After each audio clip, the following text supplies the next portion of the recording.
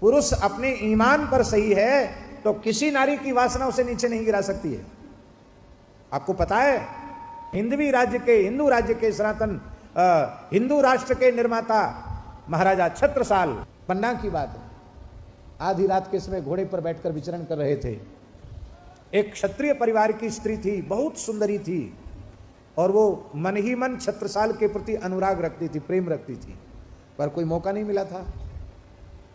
आज उसने देखा कि तो छत्रसाल ही है, क्यों इतना ऊंचा घोड़ा तो उन्हीं का है, और बहुत ऊंचे थे छत्रसाल। आज के फिट की गणना से यदि हम गिने तो 7.5-8 फिट के थे छत्रसाल।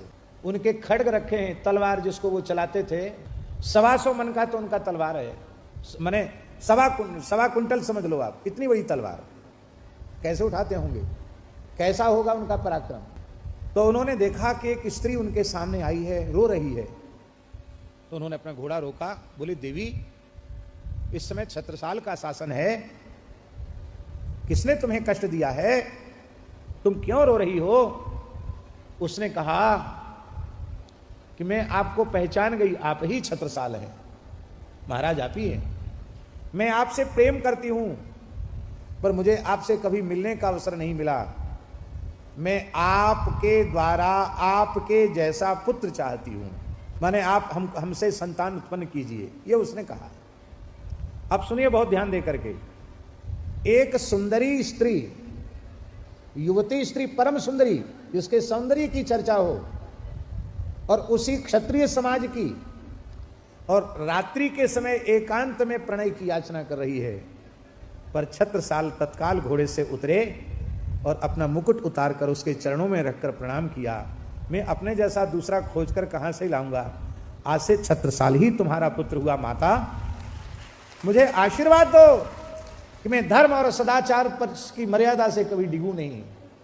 महाराज जी, उस स्त्री की जो काम कलुषित भावना थी वो तो जलकर भस्म हो गई, उसके नेत्रों से प्रेम की जलधार बहने लगी, और उसके मन में वात्सल्य जग गया।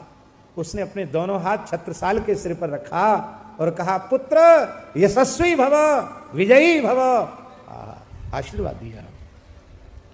और आगे सुनिए आप बात को, जीवन पर्यंत छत्रसाल ने उसको माता कहकर महल में रखा, नित्य चरणों में सर रखकर प्रणाम करते थे। ऐसी पवित्र दृष्टि जिन महानुभावों की है, क्या उनके द्वारा नारी जाति अपवित्र हो सकती है क्या? नारी का दोष नहीं है, पुरुष का दोष है। पुरुषों का दोष भी नहीं है, माता पिता का दोष है। माता पिता का भी पूरा दोष नहीं है, धर्म और सदाचार